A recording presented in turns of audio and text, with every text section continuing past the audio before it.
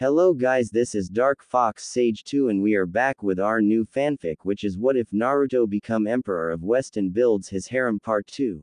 And if you enjoy this fanfic, then please press the like button and please subscribe to the channel. It motivates me to upload more fanfic like these for you all.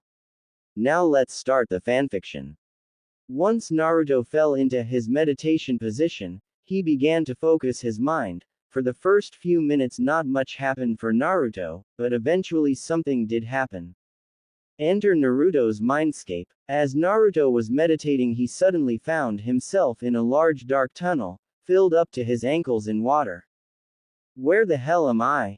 asked Naruto out loud, as he looked around the dark tunnel.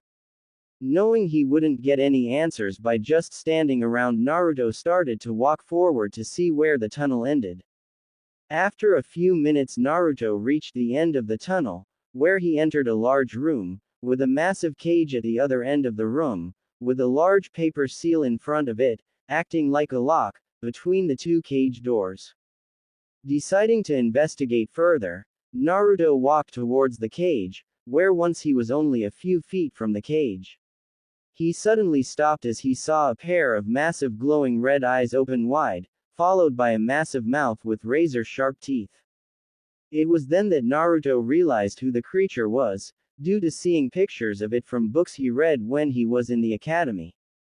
"Kyuubi," muttered Naruto in a soft whisper of surprise, as he had always been told that the Yondaime Hokage had killed the Kyuubi.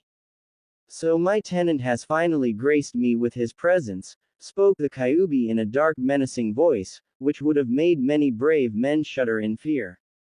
But Naruto showed no such thing and just stared at the Kyuubi. Impressive, you've some courage as you don't seem afraid of me, but then again I would nothing less from that man's son," spoke the Kyuubi in amusement when he saw that Naruto was unafraid of him. "Where am I? How are you alive? As the Yondaime Hokage was said to have killed you years ago. And what do you mean by his son? Do you mean that you know who my birth father is?"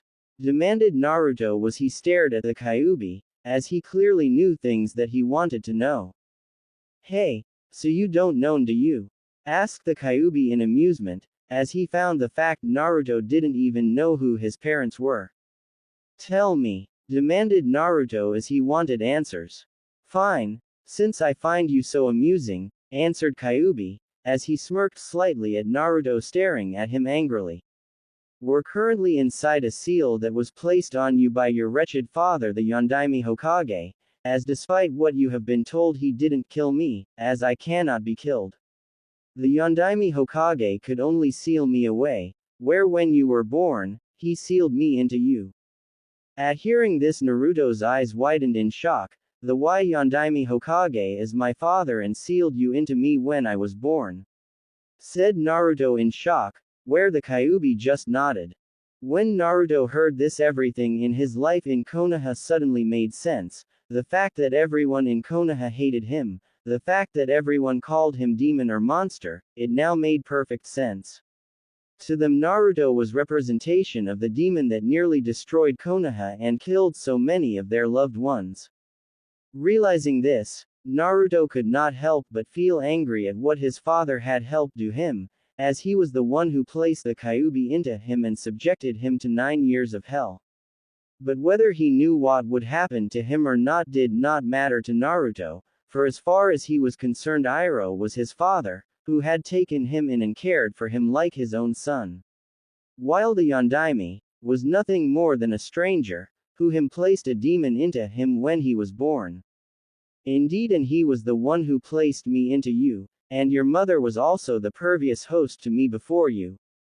"Wait, my mother was also just like me and had you placed into her," spoke Naruto correct, where the Kyuubi just nodded again.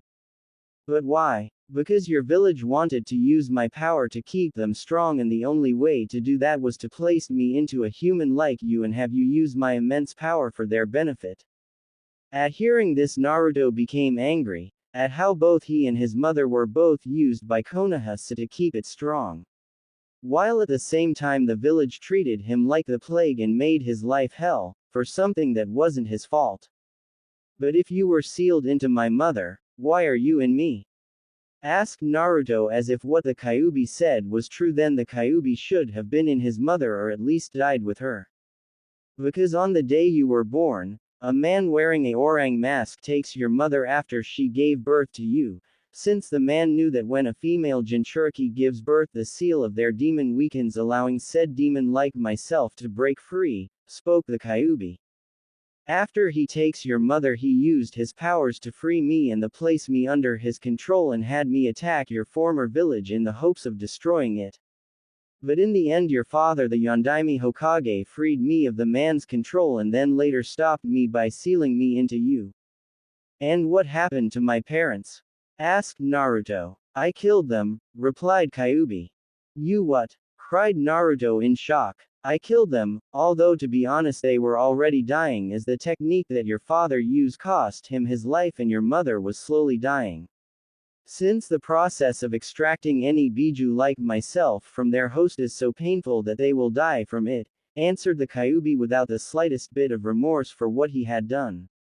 At hearing all this Naruto glared at the Kyuubi with every ounce of hate he could muster in himself and aim it at the Kyuubi, for not only was this creature that was one of the reasons why he had such a miserable life, but it was also the being that killed both his parents and had left him an orphan.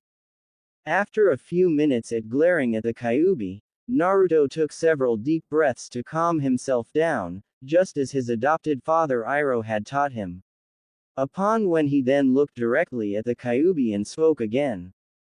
Who was the masked man that freed you? Asked Naruto, since as far he was concerned that man was the main cause of all his suffering, as it was he who had freed the Kyuubi and had basically killed his mother. His name is Uchiha Madara, replied the Kyuubi. Uchiha, thought Naruto, as he remembered the name of the famed clan of Konoha, as one of his former classmates Sasuke was a member of the clan, but before Naruto could think more on the matter, the Kyuubi continued to speak. He was the co-founder of your former village and was the former rival of your Shodai Hokage, who he fought and lost to later on. So why are you telling me all this, as I doubt you're doing it out of the goodness of your heart, nor do I think that you're just doing because you like talking to me, spoke Naruto. At this the Kyuubi smirked again in amusement. Maybe you aren't as stupid as you look, commented the Kyuubi, causing Naruto to glare angrily at him. The reason that I'm telling you all this is because I'm going to give you a special gift. At hearing this, Naruto narrowed his eyes. I don't want any gifts from you, not after everything you did to me, he said angrily. Are you sure you don't want what I have to offer? Especially since I can offer you the ability to firebend, but also give you special flames that are unlike any others. How can you do that? You're not even from this land, how can you even teach me to firebend? Asked Naruto, not believing the Kyuubi and believing that it was some sort of trick. Foolish child, I'm a spirit and have lived longer than any other human alive and have seen much. The bending arts themselves were taught by the great spirits of the spirit world to you human in this land. Unlike you shinobis from the elemental continent, where you developed your own fighting styles that mimic the bending arts, by using chakra, instead of bending the actual elements as they do here. At hearing this, Naruto had to admit what the Kyuubi said did make sense, since the Kyuubi was a demon, meaning he was basically a spirit and couldn't die of old age. But even still he did not believe the creature, considering all the suffering he put him through and how the Kyuubi was basically evil who loved causing chaos and destruction. What exactly are you offering me? Asked Naruto, for even though he hated the Kyuubi and did not trust him, he would at least hear what he has to say. I offer you not only the ability to be able to do firebending, but also these flames, spoke the Kyuubi, where he lifted up his paw up and squeezed it through the bars and showed Naruto a small white flame. I offer you the flames of Kojin, a Japanese god of fire, which are the scared white flames of the heavens, which burn as hot as the sun and can match the black flames of hell itself. The flames are capable of burning anything, even smothering regular fire, but only harm those that the user wishes to burn or those who hold negative feelings towards the user. For if the flames hit an ally or someone that the user cares for, then they will not burn them. This is because these flames are more controlled than others' flames. Also, like the flames of hell, they can also to burn for 7 days and 7 nights, and cannot be extinguished with water or any other normal methods, where the user is the only one that can normally extinguish them. They are also extremely effective against demons like myself and other evil spirits, due to them being sacred. But unlike the black flames, which burn slowly, these flames will burn anything that in its path instantly. At this, Naruto's eyes widened slightly at the power that the flames had, and for a second or two he was ready to instantly agree and take them. But before he could, he quickly stopped himself, remembering who he was dealing with right now. If these flames are the flames of the heavens as you say, then how can you use them, since you're a demon? Asked Naruto with suspicion.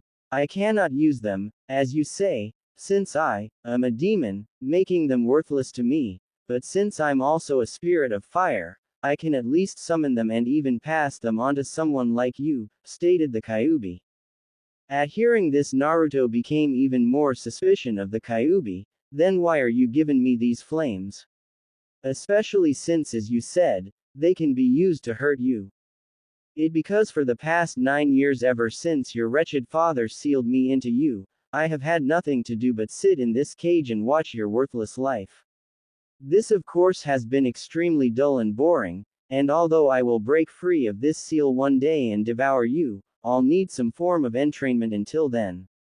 Hence I've decided to spice things up by giving you these flames and see how you use them, answered the Kyuubi. At hearing this, Naruto became angry at hearing how his life was nothing more than entertainment to the demon fox and was about to yell at the demon and tell what he could do with his flames. But before Naruto could reply to the Kyuubi's offer, the fox spoke again.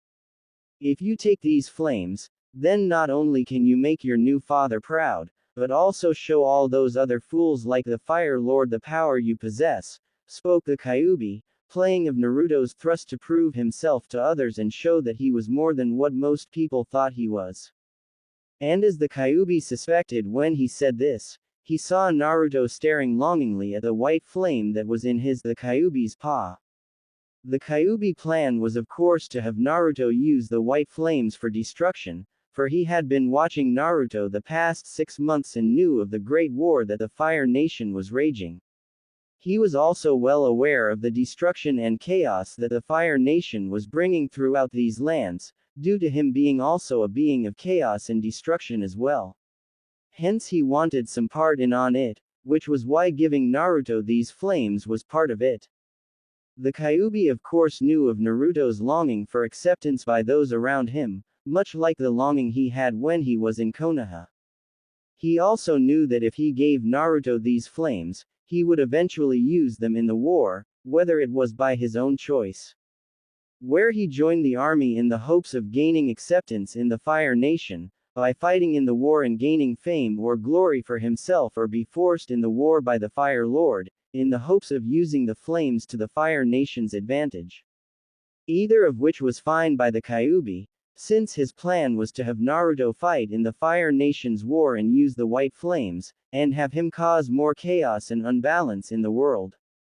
This of course would greatly amuse the Kyuubi, since he found the irony of using the flames of heaven to cause more chaos and distraction to the world extremely amusing. He also hoped that if Naruto entered this war on the Fire Nation's side, then the war would corrupt him and turn Naruto into something much more fitting for a being like himself, Kyuubi. After a few minutes, Naruto suddenly spoke up and said, I take them. After hearing Naruto answer, the Kyuubi smirked and then leaned a bit more forward and took Naruto to take the flame onto both his hands and then press them into his chest. Naruto of course did what the Kyuubi said, where as soon as he pressed the white flames into his chest he suddenly felt the warm heat of the flames spread throughout his body. After which he saw a sort of white glow surround his body like an aura.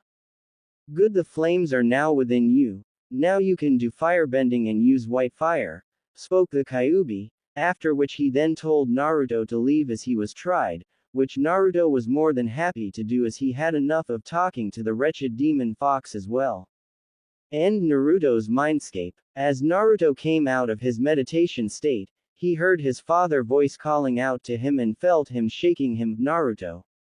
Once he fully came of his meditation state and opened his eyes, Naruto found his father Iroh standing in front of him with a worried look and holding his arms, shaking him slightly.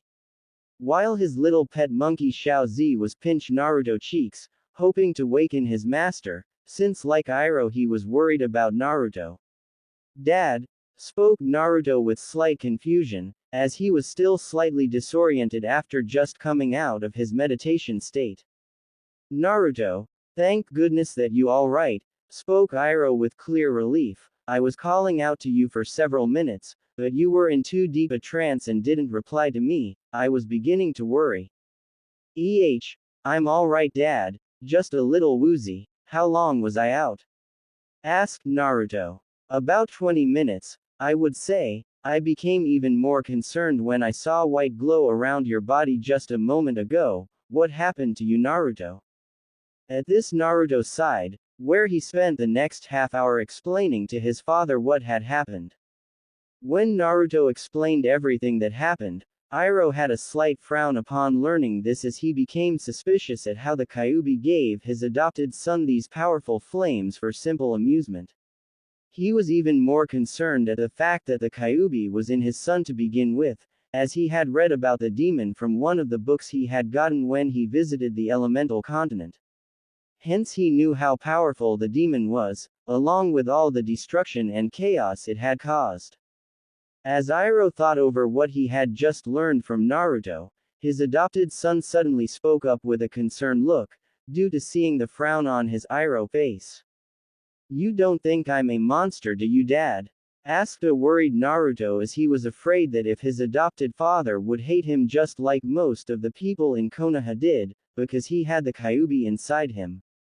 Upon hearing this, Iroh quickly put his hand on Naruto's shoulder and smiled kindly at Naruto. Of course not, Naruto, only a fool would think that you are a monster, as you're no more a monster than I.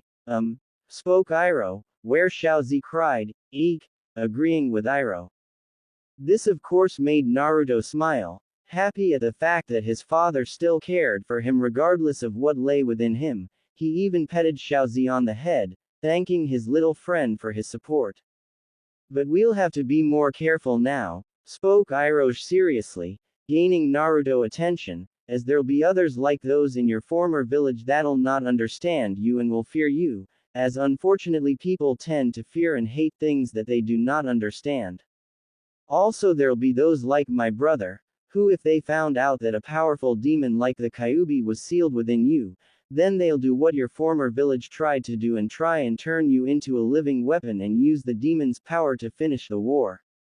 At hearing this, Naruto nodded in agreement with his adopted father, as he wouldn't put it past his adopted uncle to do such a thing. But first we see if what the Kyuubi did worked and if you can firebend, spoke Iroh, where Naruto nodded, and took up a basic stance that his father taught him and taking in deep breath just as his father told him to do. After which he then did a fast jab to create a ball of fire, but instead of creating a small fireball, a giant ball of white fire burst from his fist, which blasted Naruto backwards due to not expecting the tremendous power from the blast. When Naruto was blasted back from the force of the fireball that he created, Xiao Zi quickly cried out in fear and jumped off Naruto and onto the ground, just as he was blasted backwards. At the same time, the giant ball of white fire flew toward a large tree that was in front of Naruto, where the ball of fire quickly enveloped the tree, and within less than a minute the tree was reduced to ash and the white flames continued burning. When Naruto was blasted back by the ball of white fire, Iroh and Xiao Zi quickly ran to Naruto, who skidded backwards a bit on the ground before stopping. Once Iroh reached Naruto, he helped his adopted son up. Naruto, are you okay? Ow, ow, ow, I think so, it just caught me by surprise, said Naruto as he got up, whereas he did Xiao Zi quickly jumped onto his master's back and had a concerned look on his little face. Seeing this, Naruto just smile. Don't worry, Xiaozi, I'm fine, after which he petted his little friend on the head again, showing he was fine, making the little monkey smile. After doing this, Naruto then looked towards the tree in front of him and saw that it was reduced to ash in space of less than a minute. Did I do that? Asked Naruto in surprise as she saw what his flames did. Yes, it seems that your white flames are extremely powerful, said Iroh, who was just as surprised at the power of Naruto's white fire, even more so when the flames continued burning, after the tree was burnt to ash. Once Naruto got back up on his feet, he and Iroh went over to the still burning white flames and picked them up, where just as the Kyuubi told Naruto, the flames did not hurt his adopted father. In fact, when he picked them up, Iroh felt the warmth of them flames without being burnt by them. As Iroh looked at the small flame in his hand, he could not help but marvel at the flames, as they were beautiful and seemed so pure and perfect and could do no harm. They were unlike any other flames he had ever seen before in his life. Upon seeing the small white flame in Iroh's hand, Xiaozi quickly jumped off Naruto's shoulder and onto Iroh, where he climbed down his arm and went up to the flame, where he brought his small paw up to it, where like with Naruto it did not burn or hurt him and felt warm. For the next few minutes, Naruto, Iroh and Xiaozi stared in wonder at the white flames, where after the few minutes Iroh spoke up. These flames of yours are truly a wondrous thing, Naruto. I've never seen anything like them before in my many years, and they also seem to be extremely powerful, judging by what just happened. We'll have to train hard for you to be able to control them, as your white fire seem to make even the most basic fire technique extremely powerful.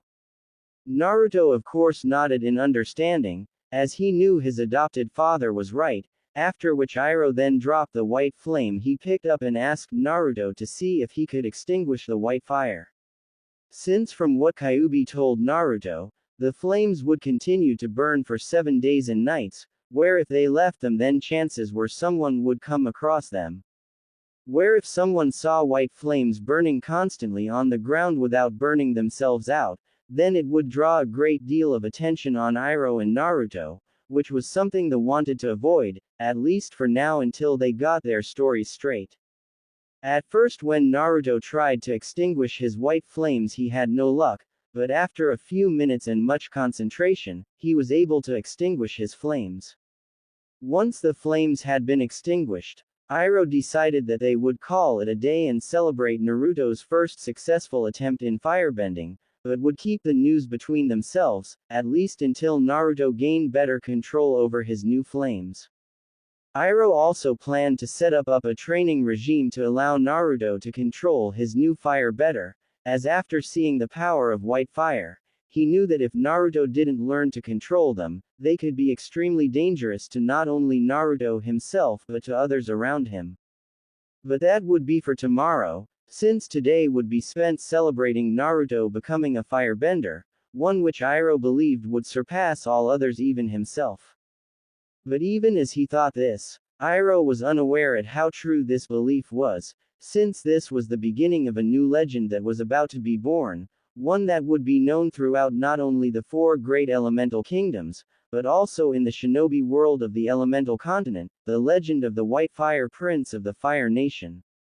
Currently in the middle of the place garden, Naruto was practicing the fire-bending stances that his adopted father Iroh taught him. The moves themselves were not typical firebending stances that most firebenders used.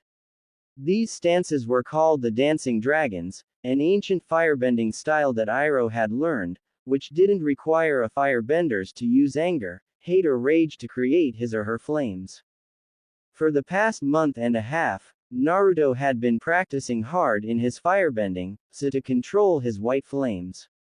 Due to the great power that the flames had, Naruto had trouble controlling his flames, where every time he fired his flames, he would be blown back by the recoil.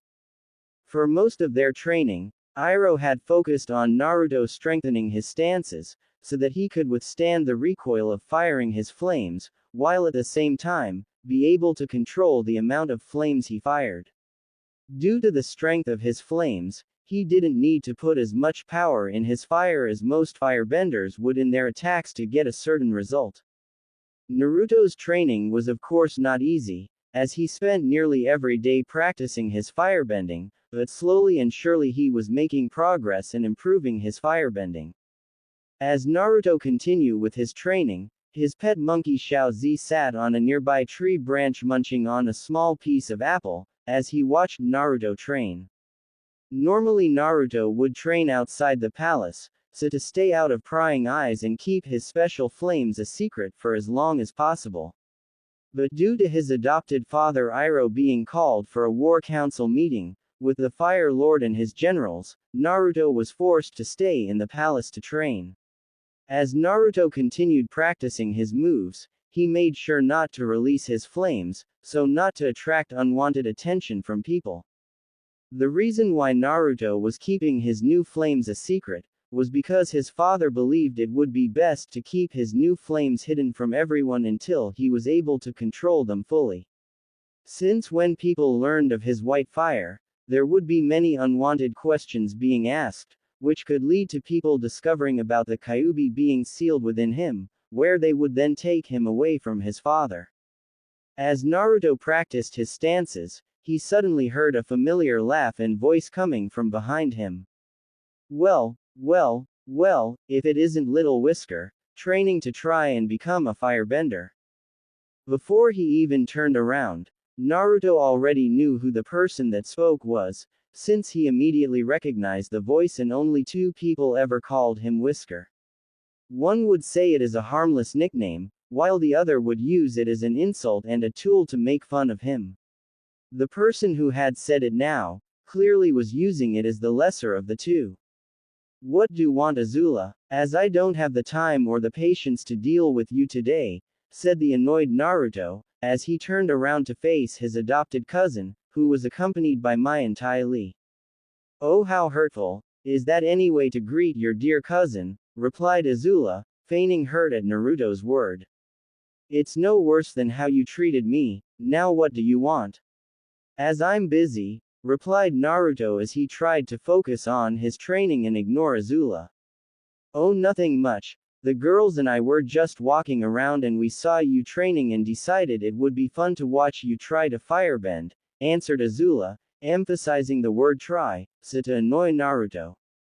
Naruto of course did not respond to Azula's taunts and continued to practice his stances. After a few minutes, seeing that Naruto wouldn't rise to her taunts, Azula decided to try another method to get to Naruto.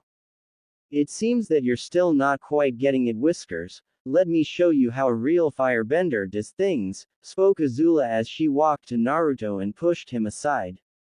After which she took a basic fighting stance and fired a powerful blast of fire at the branch of a tree near them. The same branch that Xiaozi was sitting on and eating his apple. When Xiaozi saw the large fire blast coming at him, the little monkey barely avoided the blast by jumping off the branch, which quickly became consumed by the flames and burned off the tree. Xiaozi! Cried Naruto when he saw what Azula did and raced over to his little friend, who was frightened out of his mind and shaking like a leaf. Once Naruto was next to the little monkey, he immediately picked Xiaozi up and held him close and panted him to calm the poor thing down. Azula of course just smirked cruelly, pleased with what she had done. Although she was the only one, as he friends Tai Li and Mai did not share her enjoyment. When they saw what Azula had done, Tai Li was of course shocked at what Azula did to poor Xiaozi. Mai on the other hand wasn't least bit surprised, where she remained completely blank-faced, but did frown slightly. When Azula turned to look at her friends, she saw the looks on their faces. What? Asked Azula, as if she did nothing wrong. Azula, why did you do that to poor Xiaozi? He didn't do anything. Asked Tai Li with concern. I was just showing Whiskers how firebending was done, besides it was just a monkey, it's not like he valuable or anything, remarked Azula. Shut up! Cried Naruto angrily, as he glared at Azula with anger for what she had done. Upon seeing this, Azula of course just smirked, as she enjoyed the fact that she had gotten to Naruto. "Oh, I'm sorry. Are you upset that I scared little friend?" asked Azula with a sadistic smirk, which further to infuriate Naruto even more. "You can insult and push me around all you want, Azula, but I won't stand when you attack any of my friends," said Naruto angrily. "Oh, and what can someone like you, who can't even firebend, do? Even Zuzu can do better than you, and that says a lot," replied Azula. "I can do more than you think, Azula, and I am more than happy to show you," retorted Naruto. "Is that so?" said Azula as an evil smirk appeared on her face. "Well, that sounds like a challenge to me, and I'd be more than happy to answer." "What do you mean?" asked Naruto. "I challenge you to an Agni Kai. Do you accept, or are you too scared to face a real firebender?" challenged Azula, adding the exact insult to get Naruto riled up, which worked. "Fine, I accept," responded Naruto, who was too angry at Azula right now to think clearly. "No, Naruto, don't, you can't win against Azula, you get who?" warned Tai Li, but was interrupted by Azula.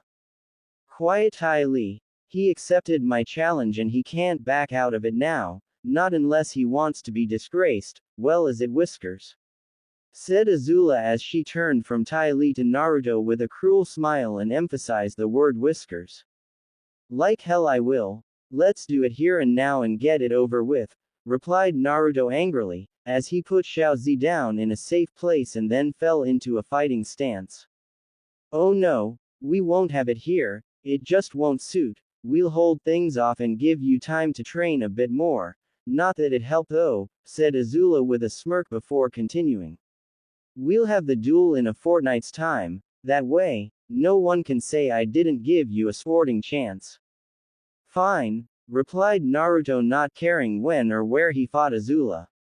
After hearing Naruto's response, Azula just smirked and then walked away and was soon followed by Tai Li and Mai.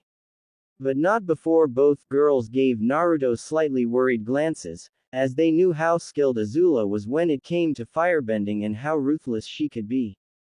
Hence they did not believe Naruto could win against Azula.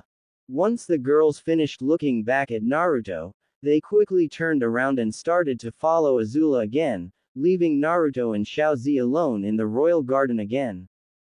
Several hours later in Naruto's room, as Naruto sat in his room reading one of his scrolls on fire bending that his father gave him, he suddenly heard the large double doors of his room opening. When he turned to see who opened the doors, he saw his adopted father Iroh enter, with Zuko closely following him. "Naruto, is it true? Did you really accept an Agni Kai challenge from Azula?" asked Zuko. "I did," replied Naruto. "Naruto, why did you do such a thing? You're not yet ready for such a thing, as you still need to train more in controlling your flames," spoke Iroh. "I'm sorry, Dad, it's just that when I was training, Azula started to taunt me and then attack Xiaozi, and I got so angry at her that I couldn't think straight," said Naruto, whereafter he had calmed down, he fully realized what he had gotten himself into. At hearing this, Iroh sighed, as he figured Azula had manipulated Naruto in some way into accepting her challenge. He had first heard of the challenge after the War Council meeting ended, where Azula entered the throne room and told her father in front of everyone in the room that she had challenged Naruto to an Agni Kai and he had accepted. After hearing this, Iroh had tried to interject, stating that both Azula and Naruto were too young to fight an Agni Kai. Unfortunately, Ozai overruled him, stating that Azula was more than skilled enough to fight in an Agni Kai, and since Naruto had accepted her challenge, the fight could not be stopped. After hearing this, Iroh quickly raced to Naruto's room, where he was joined by Zuko, who had heard from Mai what had happened. Like Tai Li and Mai, Zuko did not believe Naruto could beat Azula, even though Naruto had told him not too long ago that he could firebend. It did not mean he could defeat Azula in a fight, as Azula was a firebending prodigy, much like his grandfather Fire Lord Azulon, and would crush Naruto. Well, what's done is done, as there is no point in worrying over something that has happened. Now we must prepare you for your match against Azula, stated Iroh. So you're going to help me train? Asked Naruto excitedly, thinking that his adopted father was going to teach him so cool new firebending technique that would help him beat Azula. Of course, but first, let us sit down and have a nice hot cup of jasmine tea, said the former fire general with a friendly smile. Upon seeing this, the two young boys just looked at him with disbelieving looks, with large sweat drops on the back of their head, wondering if Iroh was entirely right in the head at times. 2 weeks later, Agni Kai Chamber. Currently waiting on the battle platform, Princess Azula patiently waited for her adopted cousin, opponent Naruto to arrive. The chamber itself was filled with many spectators, since word had quickly spread about the upcoming battle between the Fire Lord's daughter and the adopted son of the former great General Iroh, better well known as the Dragon of the West. The crowd itself was made up of many people, such as off-duty servants, royal guards, along with noble men and women, as well as important military officers. Many of course were certain that Azula would win, given how it was well known that she was a highly gifted firebending prodigy. But still there were those who had to support Naruto, such as the servants and some of the guards. Since the young blonde had become rather popular among the more lower-class people in the palace. Also among the crowd were the young crown Prince Zuko, who stood quietly next to his father, who had come to watch the fight, to see his daughter defeat his brother's son, and show him his place.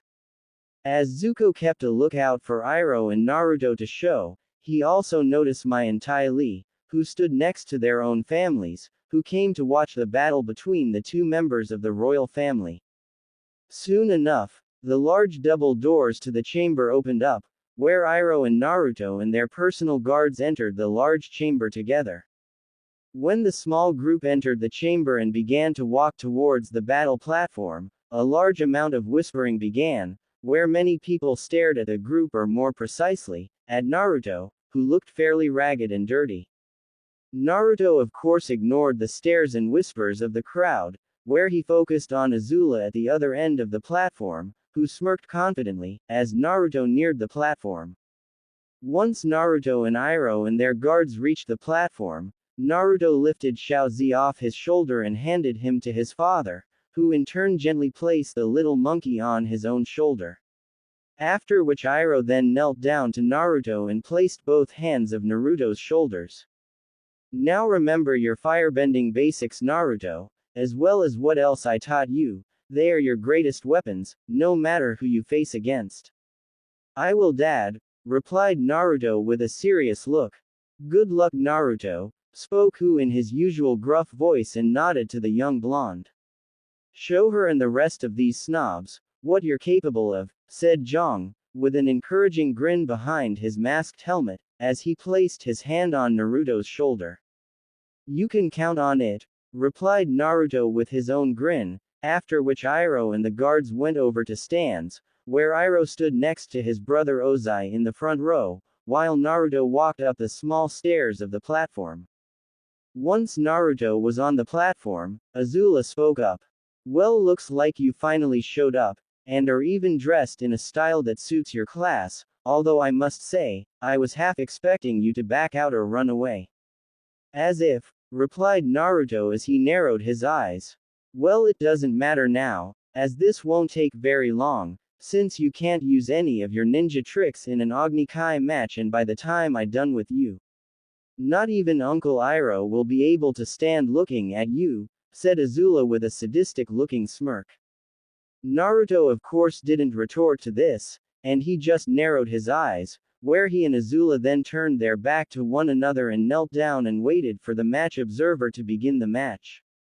As the crowd waited for the match to begin, Ozai decided to taunt his brother a little. I do hope that your son can put up a fight, for if not, this will not be much of a battle. You need not worry about Naruto, my brother, as he is more than capable of handling himself, replied Iroh with serious look on his face.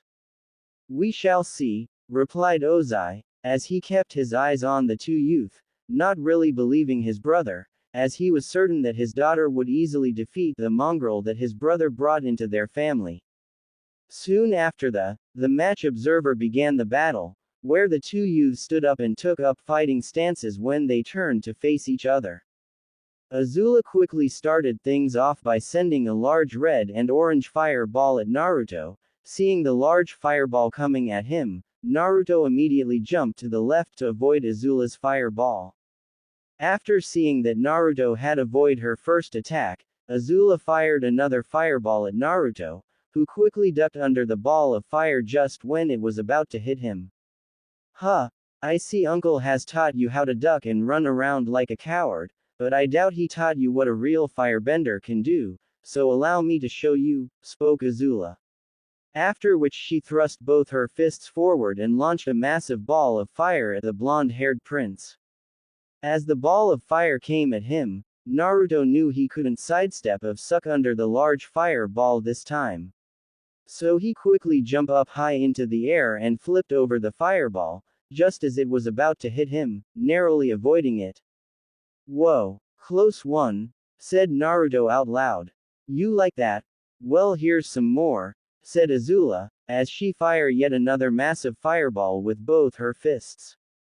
Knowing that he wouldn't be able to avoid this attack, Naruto quickly took up a defensive stance that his father taught him where just as the attack was about to hit him. He brought down his hand in a downward-like slash, causing the fireball to split in two and fly past him on either side of him. Natural after seeing this, Azula and many others in the crowd of spectators were of course surprised at Naruto using an advanced fire blocking technique. Looks like I underestimated you slightly, Whiskers, but let's see you try block all of these, cried Azula, as she fired 3 more large fireballs. Naruto of course quickly avoided the 3 fireballs in a series of impressive acrobatic skills, which was thanks not only to his shinobi training, but also from all the times he played with Tai Li. Not bad, Naruto, but it'll take more than just fancy dodging to win this fight, stated Azula, as she prepared to fire another set of fireballs. At this comment Naruto just smirked and replied, "Oh, you were fighting? I didn't think we were getting serious yet, I thought we were just getting warmed up."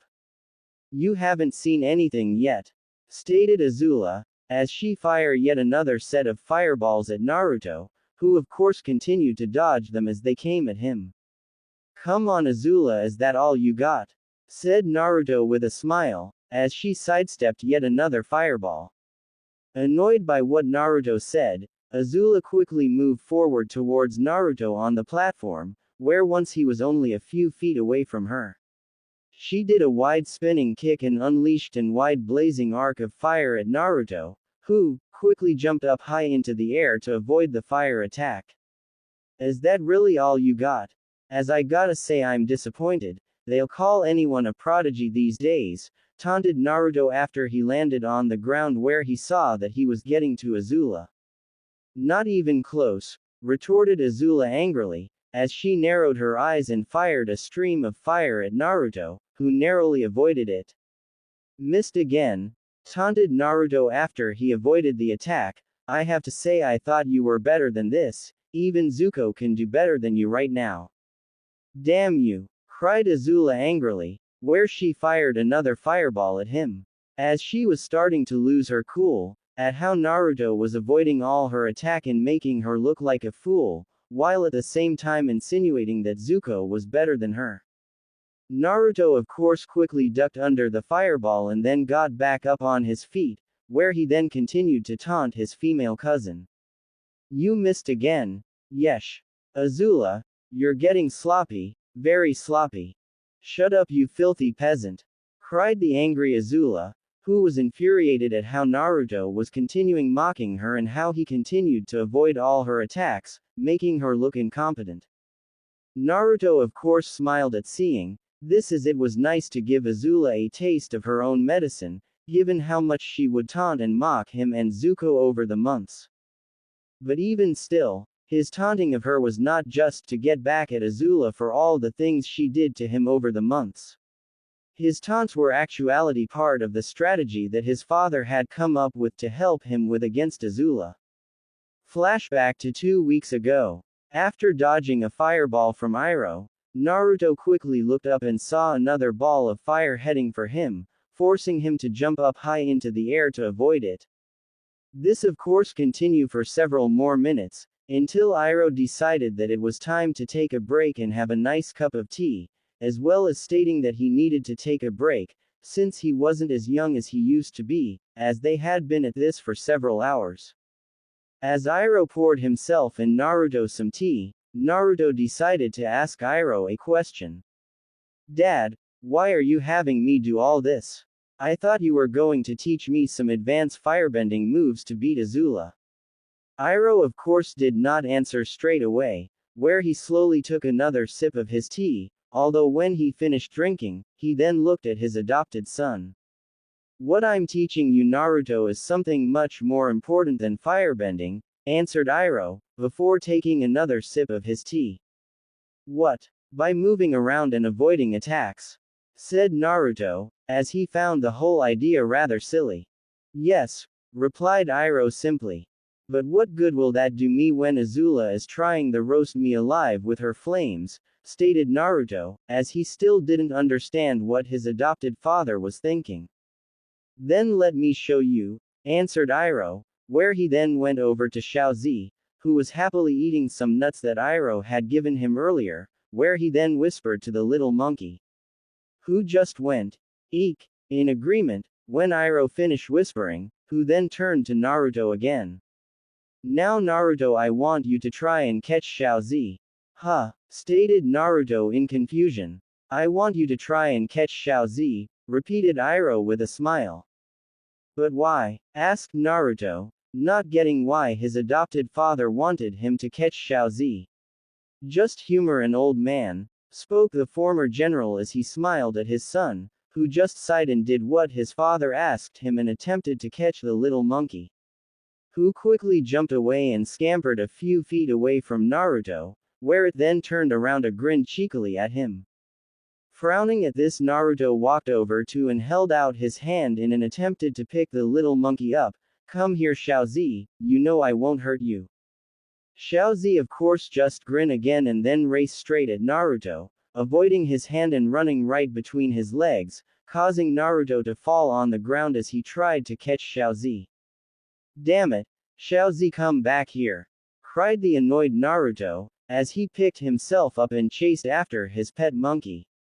This of course continued for the next hour or so, where Naruto continued to chase after Xiaozi all around the small clearing in his attempted to capture the little monkey.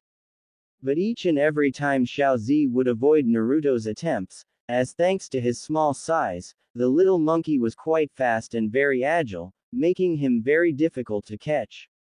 Seeing this of course, proved to be excellent entertainment for Iroh as he chuckled each time Naruto failed to catch Xiaozi and fell to the ground. After about an hour and a half of this, Naruto eventually collapsed from exhaustion, where he fell to the ground on his back and started panting in attempt to catch his breath. Seeing that Naruto no longer had the energy to continue chasing after him, Xiaozi went over to Iroh and climbed up Iroh's robes and onto his shoulder, where he then held out his small little paw. Smiling at this, Iroh then took out some bakwi berries from his sleeve and handed them to Xiaozi, who squealed in delight, as bakwi berries were his favorite. After giving Xiaozi the bakwi berries, Iroh then walked over to Naruto, who was still lying on the ground trying to catch his breath. When Naruto looked up at his father, he narrowed his eyes in annoyance as he saw Xiaozi munching on some of the berries Iroh had given him, as he couldn't believe that his friend had sold him out for bakwi berries. Pant, traitor, pant, stated the tried Naruto, as he glared at the little monkey on Iroh's shoulder, who ignored Naruto's remark and continued to eat his berries. Well Naruto, do you now understand what I've been trying to teach you? Asked Iroh with an amused smile as he looked down at Naruto. No, replied Naruto. Well then allow me to explain further, replied Iroh, where he then sat down on the ground next to Naruto. "Tell me, how do you feel right now?" said Iroh. "Tried," replied Naruto. "Anything else?" asked Iroh. "Annoyed, I guess." "Do you feel frustrated and even angry a little?" asked Iroh. "A little, I guess," replied Naruto, as he was a bit frustrated and had gotten a little angry, as he kept missing Xiaozi. "Ah, well, now you know how Azula will feel when you use this against her," stated Iroh, where in return he got a slightly confused look from Naruto, and decided to explain further. "You see, Naruto, any technique I can teach you to help in your fight against Azula will do you no good, as you've yet to fully master the basics of firebending, because your flames are much stronger than most. Hence any advanced moves I could teach you would be worthless unless you have fully mastered the basics first, which will be impossible right now given the time we have before your match. This is why I am training you how to dodge your opponent's attacks, as this type of training can help you increase your speed and reaction time, as avoiding attacks are the more important thing you can do when in a fight. As the more an enemy's attacks miss you, the weaker they become, since attacking takes much more energy than avoiding an attack does, not to mention the fewer injuries you have the betters." "So you want me to wear Azula out?" asked Naruto, as he started to understand what his father was trying to tell him. "That is one possible way to beat her, as given your level now and even with your white flames, it is unlikely you could beat Azula in a head-to-head fight. Since she has a great deal of natural skill and has been training for several years. While you, Naruto, have only been training for a few months, and a man who had trained for years to fight with a wooden sword will always beat a novice with a metal sword." At hearing this, Naruto nodded his head in understanding, as it did make sense, but still he was curious about something else. "You said that if I continued to dodge Azula's attacks that wearing her out was one possible way to beat her. Meaning that there is another way to beat her by using this strategy," stated Naruto, where Iroh just nodded and smiled, as Naruto was becoming more astute. "Yes, there is, for you see, like in all the bending arts, a bender must be both focused and in control of oneself when they bend an element. This is especially important for firebenders, since fire is alive, and if not controlled, then their powers will go out of control. Hence, if you continue to dodge Azula's attacks, like when you continued to fail to catch Xiaozi, she can become frustrated and even angered. This then opens up the chance that she will make a mistake, allowing you an opening to exploit and defeat her when she is unprepared." After hearing this, Naruto nodded in understanding, after which the two of them shared some more tea with one another and then later continued their training. End flashback. Sadly though, despite his plan in getting Azula angry, working, Azula was still able to maintain some self-control over herself, and focused herself on Naruto, where she sent several different fireballs at Naruto all at once. Where give how close she was to him now, it left him with little room to go other than to jump to the left-hand corner of his side of the platform, leaving him cornered, with nowhere else to go. "Now I have you," said the furious Azula, as she stood directly in front of Naruto and fired a powerful fire blast at him.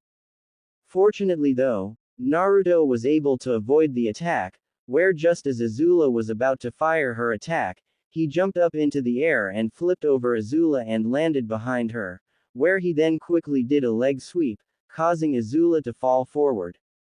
But before Azula could hit the ground, the Fire Princess quickly brought her hands forward and used it to help her flip herself back onto her feet and landing at the edge of the corner of the platform, barely keeping herself from fall off it.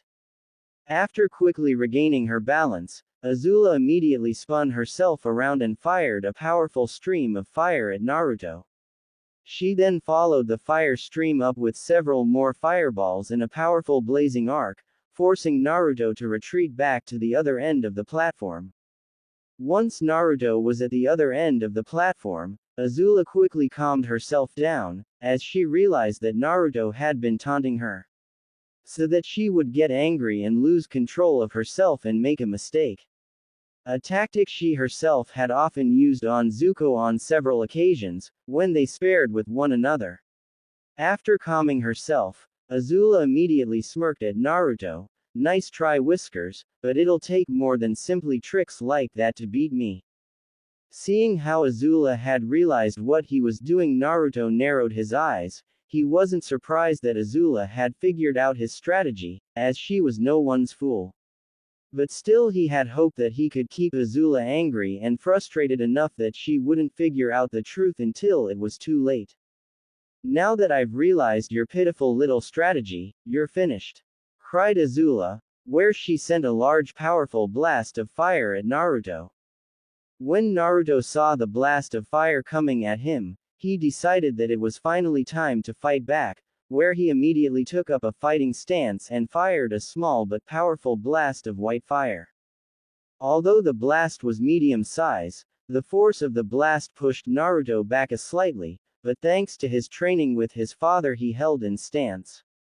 After Naruto fired his white flames, it crashed right into Azula's flames, where it caused a small explosion, causing the people who were watching the fight to bring up their arms to protect themselves from the heat of the flames. After the explosion of fire, Azula was of course shocked, not only because Naruto had firebend, but because his flames were pure white. Something that she had never seen or heard before, and if that wasn't enough, Naruto's white flames did not burn out like hers did, they in fact continued to burn on the ground. Thankfully as well, since the explosion was so small, the flames did not go very far, where no one who was watching the fight was hit by the flames and burned by them. As Azula slowly got over her shock of Naruto firebending, as well as seeing his white flames, she barely registered the 3 balls of white fire flying towards her. Upon seeing the 3 balls of white fire coming at her, Azula barely avoided them by dropping down to the floor on her stomach. As the 3 balls of fire went by her, she could feel the heat on her back coming from the balls of fire that flew by her. The heat was of course immense, where they nearly lit back of her clothes on fire. After which the balls of fire then hit the large double doors that Naruto and Iroh walked through earlier, and burned right through them, leaving large holes in them, upon which the flames then fell to the floor, where they continued to burn. What is going on? What are those flames? How can that vagabond even use flames like that? Thought Azula with anger and confusion, as it made no sense to her, that a mere commoner like Naruto could use flames as powerful as those one. After avoiding Naruto's attack, Azula quickly picked herself up and attempted to strike back by firing a large stream of fire at Naruto, who quickly countered by firing his own stream of fire at her. When the 2 flames met, Naruto's flames almost instantly consumed Azula's flames to make them stronger and headed straight towards her. Seeing the flames coming at her, Azula knew she could not avoid them in time and closed her eyes, just as they were about to hit her. Naruto stopped his flames and put them out along with the flames he fired earlier, which were still burning. When Azula did not feel Naruto's flames burning her body, she opened her eyes to see Naruto putting his white flames out. "What did you do? Why didn't you finish me off?" asked Azula in confusion, as Naruto had her, and yet he stopped his attack. "Because family shouldn't hurt family. I may not like you, Azula, and you may not like me either. But whether you like it or not, we are family now and I won't hurt a member of my family, so let's end this fight now before either of us gets hurt," said Naruto, where he took a non-aggressive stance. Upon hearing this, Iroh smiled with pride at his adopted son, as when he saw Naruto's attack about to hit Azula. He feared for the worst, but thankfully Naruto had stopped the attack before it could hit and most likely kill Azula. He was further proud of the fact that Naruto was trying to stop this madness from continuing, as he had never wanted this fight to happen to begin with and wanted it to stop and hoped Azula would listen to reason. Sadly though, Azula did not, where all she saw in Naruto's gesture was an opening to exploit, where she fired 3 more blasts of fire at Naruto, followed by a large fire arc. Seeing the attacks coming at him, Naruto knew he couldn't intercept them all in time with his own flames. Not without losing control of his flames and hitting large numbers of the spectators watching the fight. So he decided that the only choice he had was to dodge them, where he used his high acrobatical skills to avoid the flames. When Azula saw this, a small sinister smile appeared on her face, as she realized something. I must admit, Naruto, when I first saw those flames of yours I began to worry, but now I see despite how powerful they are, you still can't fully control them.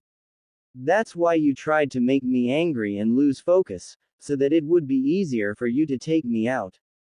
You need to take a solid stance before you can fire your flames, due to the backlash of firing them, stated Azula.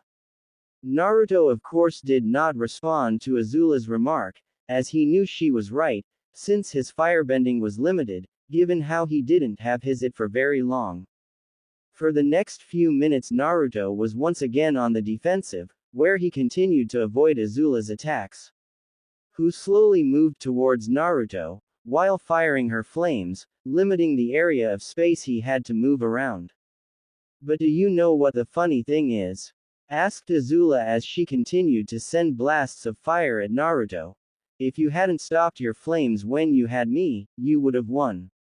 But instead, like the weakling that you are, you stopped them. I guess you really are just like Uncle Iroh, soft and worthless.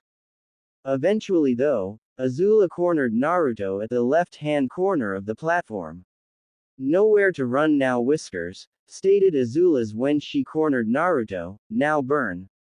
She cried as she sent a powerful stream of fire at the cornered Naruto, which enveloped him.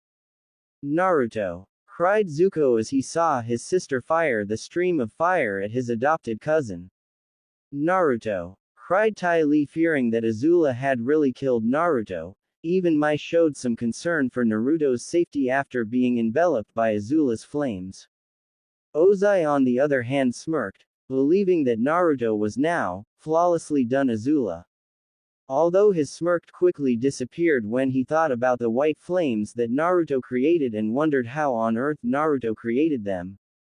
Since they were clearly more powerful than any ordinary flames, furthermore the flames didn't burn out after Naruto fired them, in fact they continue to burn.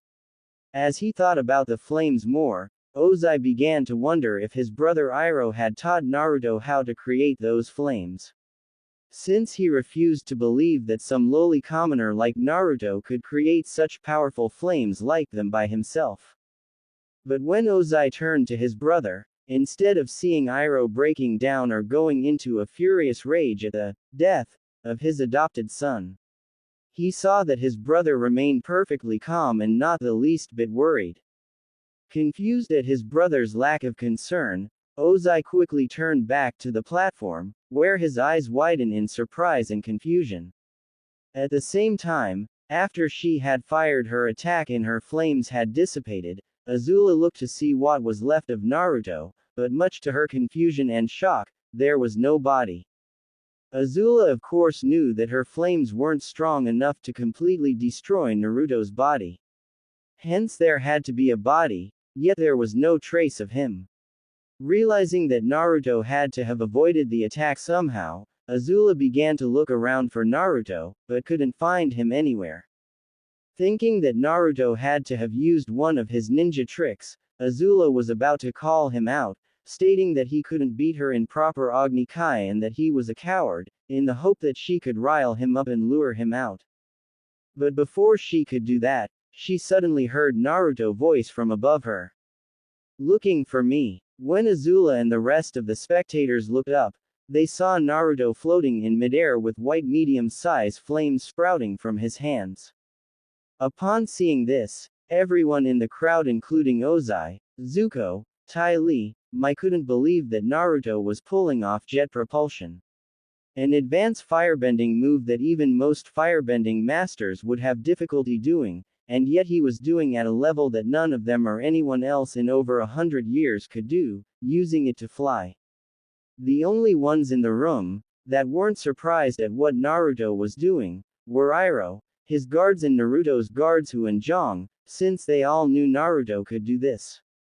When Ozai saw this, he immediately turned to his brother with a furious look, who in turn just smiled in amusement, as his brother stared angrily at him. You taught him how to do that, didn't you? Accused Ozai angrily, as he found it infuriating that a mere common-born vagabond could pull of advanced firebending move that neither his daughter nor himself could do. No, I did not, brother, replied Iroh with a smile. Don't lie to me, Iroh. There's no possible way that that boy could do an advanced level move like that and do it at that level. That's he doing without some kind of special training, stated Ozai angrily. I'm afraid I telling you the truth, brother, as Naruto discovered this by himself. Although I will admit I did give him some tips on helping him to maneuvers when flying and stay still in midair, answered Iroh with a smile, as he remembered when he first saw Naruto use the jet propulsion skill. Flashback. As Iroh was walking to the training area outside the capital with his guards, he suddenly heard Naruto scream and then saw something fly very fast over them and then crash into something. Before Iroh or his men could wonder what flew by them, Hu and Zhang suddenly came running up to them, with concerned looks on their faces. Hu, Zhang, what happened? What was that thing that flew by and where is Naruto? Asked Iroh. Sir, that thing that you just saw, was Prince Naruto, replied Zhang, causing the former dragon of the West to have a confused and slightly worried look on his face. After which he and his guards along with Hu and Zhang raced to where Naruto went. Soon enough the group found the young blonde, up in a large tree, tangled in several branches with a large bump on his head. Oh, moaned the blonde-haired prince in pain, as he tried to shake away the stars that were dancing around his head at the moment. Naruto, are you all right? Asked Iroh. Yeah, I think so, Dad, replied Naruto, as he still tried to get the world to stop spinning. Hold on, we'll come up and get you down, spoke Iroh, after which he asked Hu and Zhang to go up the tree and help his adopted son down. After a few minutes Naruto was back on the ground, thanks to the help of his two guards. After which Iroh decided to ask Naruto what happened. So tell me, Naruto, how is it that you got up in that tree? Were you blown back by your white flames again, when you were practicing your firebending? Asked Iroh with a slightly amused smirk on his face. Not exactly, replied Naruto, I was actually practicing a new technique that I came up with, that I thought it would help me in my fight against Azula. Oh, and what technique would that be? Asked Iroh with general curiosity. Well, after all the times I was blown away when I was practicing my firebending, I thought maybe I could come up with a way where, not only could I use it to make me move around faster but also let me fly. But as you can see, I haven't exactly gotten the hang of it yet, said Naruto with his cheesy-like grin. But I promise before my fight with Azula, I will have it down and fly circles around her with it. After hearing this, Iroh was of course surprised at what Naruto had said, since whether his son knew it or not, he was attempting a very advanced technique. But even still he had to admit that Naruto's idea did have merit, as his flames were indeed very powerful. That is a very interesting idea you have, Naruto. Perhaps you can show me how well you have developed this technique of yours, as perhaps there is something I know that could help you improve. At hearing this, Naruto of course smiled as he was eager to show his father what he could do. After which the two of them along with their guards headed to the clearing, where they had been doing Naruto's training. Once they arrived in the center of the clearing, Naruto began to slowly summon his white flames to his hands and pointed them to the ground. After doing so, he then slowly increased his flames' powers, making them grow where they slowly lifted him up a few feet into the air and then further and further up until he was at least 20 feet in the air. Upon seeing this, Iroh and his guards were of course amazed at Naruto being able to do an advanced level firebending move at this level, as it was something that most firebending masters could never do. It was even more shocking to them given the fact that Naruto had only been able to firebend a few months ago, and yet he had achieved something like this in only a couple of days. But when Naruto tried to move around in the air, he suddenly lost control of his flames, where he shot towards one of the nearby trees. Naruto! Cried Iroh with worry, as he saw Naruto going to crash into the tree. Fortunately though, Naruto was ready this time, where he quickly pointed both his hands towards the ground and fired a quick burst of his flames, allowing him to shoot himself up into the air and avoid the tree. After shooting himself slightly up into the air, Naruto then started to fall down to the tree that he nearly hit. Although as he did, he grabbed onto one of the thick branches of the tree and stopped himself from falling. After which he then swung him off the tree and landed back onto the ground, where Iroh and the others ran over to him. Naruto, are you okay? Are you hurt? Asked the concerned Iroh. No, I'm fine, Dad, replied Naruto as he brushed himself off, where Iroh just smiled with relief. Like you guys saw, I don't have much control in midair, where I can't do much other than go up and down. Yes, I can see that. Well, I think I can help you with that, replied Iroh, where he and Naruto began their new training. End flashback. At hearing his brother say how Naruto discovered the jet propulsion skill by himself, Ozai grew even angrily, as he refused to believe it. Although when he thought about it more, he came to realize that Naruto was able to do it because of his white flames. Since he had seen how powerful they were from earlier and given how they were far stronger than ordinary flames, it would make sense from them to allow Naruto to fly. As Iroh watched his young adopted son float in midair, he could help but find it funny how Naruto was able to grasp his jet propulsion skill so quickly. Yet he still had trouble doing ordinary firebending moves, although it had still taken a while for Naruto to master the skill, where they trained right up till the last minute. As everyone continued to gawk at Naruto being able to fly, none of them were more surprised than Azula as she continued stare at Naruto up in the air, since she still couldn't believe that Naruto was able to do this. But quickly enough, she got over her shock and fired a large ball of fire at Naruto. Seeing this, Naruto of course just smirked, where just before the ball of flames could hit him, he disappeared in a blur. After which the next thing anyone who was watching the fight saw, was Naruto appearing behind Azula and sweeping her legs from behind, causing her to fall on her back. The reason Naruto was able to do this was because, not only could his flames allow him to fly in the air, but also allow him to move at incredible speed due to their high velocity. After which Naruto the stoop over her, ready to deliver the final blow. What are you waiting for? Finish it, declared the young fire princess, as she knew she was finished.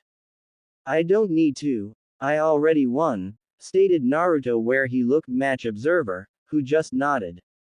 The battle is over, the winner is Prince Naruto. Upon the announcement of Naruto winning the match, the entire chamber broke up in a thunderous applause.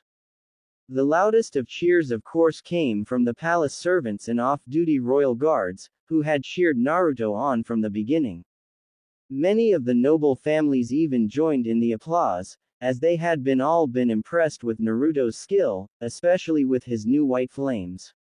Others of course just remained shocked, as many of them couldn't believe that Naruto, a low-class foreign orphan, who through a stroke of luck was adopted into the royal family, defeated the Fire Lord's daughter Azula, a firebending prodigy. As Naruto heard the cheering people, he could not help but smile, as people were finally starting to acknowledge him. But when he held out his hand to lift Azula up, as an offer of friendship and respect for fighting so well, Azula smacked his hand away angrily. Don't touch me, you filthy commoner. I don't want your pity. At this, Naruto only shook his head in disappointment, and started to walk away towards his adopted father, who had walked up the platform with his guards and were heading towards them. Once Azula was back up on her feet and saw Naruto with his back turned against her, the young princess saw a chance to strike back. Don't you ever turn your back against me, peasant, said the girl angrily, as her defeat to Naruto was still fresh on her mind, where she prepared to send a stream of fire at Naruto. Seeing this, Iroh prepared to act and stop her attack, but before he could, his brother Ozai appeared behind her and grabbed hold of her shoulder and stopped from firing her attack. "That's enough," hissed Ozai angrily, as he was furious at how his daughter lost to Naruto. "Do not shame me any more than you already have." At this Azula relented, as she dared not disobey her father, although she did spare an angry glare at Naruto, who just sighed again with disappointed when he saw this. After which he then walked up to his adopted father and who was smiling proudly at him. "Well done, Naruto. I am very proud of you," said Iroh. "You fought very well, Naruto," stated Hu, with a small smile. "You sure showed little Miss Princess, who was top dog," said Zhang Loli to Naruto, so that Azula and Ozai wouldn't hear him. "Eek!" cried Xiao Zi, as he jumped off Iroh's shoulder and onto Naruto's and smiled at him, who then smiled in return and panted the little monkey softly on the head. "Thanks you guys, I couldn't have done it, if it wasn't for your help." For the next few minutes Iroh and his guards continued to congratulate Naruto on his victory. Although the congratulations soon came to an end, when Ozai came up to them and was accompanied by a seething Azula and a silent Zuko, who gave the Naruto a quick smirk in congratulations, before go back to a neutral facade, when his father glanced at him. At seeing this, Naruto smiled, as he knew how much his older cousin had wanted to see Azula be brought down a peg or two, given all the times Azula teased and made fun of him. "A most impressive battle," spoke Ozai with a neutral tone, although when he looked at Naruto, the young blonde could see the silent cold rage in his eyes. As the defeat of his prized daughter at the hands of a foreign commoner was beyond insulting to him. "Thanks you, Fire Lord Ozai," replied Naruto in a respectful tone, as he knew what would happen if he spoke to his adopted uncle in a disrespectful tone. "Perhaps you could tell me, brother, how your son came to wield these white flames?" asked Ozai, as he narrowed his eyes and looked at his older brother. Since he was certain that Iroh had somehow taught Naruto how to create the white flames. This question of course did not surprise or worry Iroh, as he expected his brother to ask this, but before he could answer the Fire Lord, Naruto spoke up. "The reason why I can create my white flames is because of my bloodline, Fire Lord Ozai," said Naruto. "Bloodline?" spoke Ozai in surprise, where both Azula and Zuko looked at Naruto in surprise. "Yes," lied Naruto, as this was a lie Iroh had come up with so to cover up Naruto's unique flames. Since Iroh knew that if Ozai knew the truth, he would try to use Naruto as some kind of human weapon against the other nations and bring about an untold amount of destruction about the lands. Ozai of course knew about bloodlines, as when his brother returned to the Fire Nation with Naruto, he had him write up a report about the elemental continuant and everything he learned about it and the warrior race that were called shinobi. In the report it mentioned bloodlines and how they were only possessed by certain members in a clan or family of shinobi. Zuko and Azula also of course knew about bloodlines, as Iroh and Naruto had mentioned it to them not long after Iroh returned to the Fire Nation with Naruto.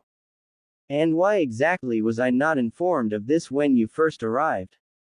asked Ozai with narrowed eyes. "I'm afraid I did not know of Naruto abilities at the time. Naruto himself did not know until he started training with me to firebend," answered Iroh, with a half-lie. At this Ozai narrowed his eyes further, although soon accepted the story, as like his brother, Ozai found the abilities of bloodlines interesting. He had also thought about sending an expedition to the elemental continuant, in the hope of obtaining shinobis with some of these bloodlines, since he believed that they would be highly useful in their war against the Earth Kingdom. But now it seemed that fate had decided to send them Naruto, who possessed one of these bloodlines, which allowed him to conjure powerful white flames that could overpower and consume all other fire and destroy anything they hit, along with who knew what else. As Ozai stared at Naruto with a calculating look, he began to ponder on how he could use Naruto and his white flames. Since he found the idea of have a group of elite firebenders with the ability to create powerful white flames highly appealing. As the Fire Lord thought about this, he grew to like the idea more and more. Although as he did, he began to wonder how he could do this, as given what he knew about bloodlines, he knew they couldn't be taught to other people. The abilities of bloodlines could only be inherited by the children of those who wielded them. But as he thought about this, an idea suddenly appeared in his head, where he then looked at Naruto and then to his daughter, who was still glaring at the young blonde. It was then that a small dark smirk appeared on his face, which made Iroh and Naruto become slightly worried. Despite the fact that he found the very idea of mixing the royal blood of his family with the blood of a foreign commoner appalling. Ozai believed that the rewards were more than worth the price, as combine Azula's natural talent with Naruto's white flames. But even still, given what had happened here, he knew that his daughter would violently resist the idea of marrying Naruto, and he was certain that both Iroh and Naruto himself would also object it. Hence he decided that he would find some way of getting the two of them to wed, whether it was through force or through manipulation. It didn't even matter to him if the two of them weren't in love, all he wanted was for them to produce children with Naruto abilities. As Ozai continued to think over his idea, Mai and Tai Li walked over to the group to congratulate both Naruto and Azula on fighting so well. Azula, Naruto, you two were great. You were all whoosh, pow, waj, huff and bvrrroo, stated Tai Li as she swung her arms around excitedly, whereafter seeing Azula upset. She then went to hug Azula in an attempt to console her on lost and say that it was okay. But before she could, Azula pushed her away angrily. Don't touch me. I don't want your sympathy, stated Azula angrily, after which she then stormed off. Seeing this, Tai Li went after her friend in the hope of cheering her up, but before she left she went over to Naruto and gave him a strong hug. This of course caused Naruto to blush, since it was the first time a girl had ever hugged him like that. "I'm glad you're safe. You were great, Whiskers," she whispered into Naruto's right ear before she let go of him, using the nickname she would call him from time to time. Ah, to be young, thought Iroh with a smile, when he saw the blush on his adopted son's face, when Tai Li hugged him. Mai also turned to join Tai Li in going after Tai Li, but not before giving Naruto a small smile and saying, "Not bad, Naruto," before turning to go after Tai Li and Azula. At this Naruto only smiled, after which he and his adopted father and their guards excused themselves from Ozai and walked off the platform, where they were greeted by many of the spectators, who all wanted to congratulate Naruto on his win and say how impressed they were with his new powers and his skill. Soon after, Naruto and his father were able to escape the crowd and went to Iroh's room to celebrate in their own way, by having some tea and a friendly game of pie show.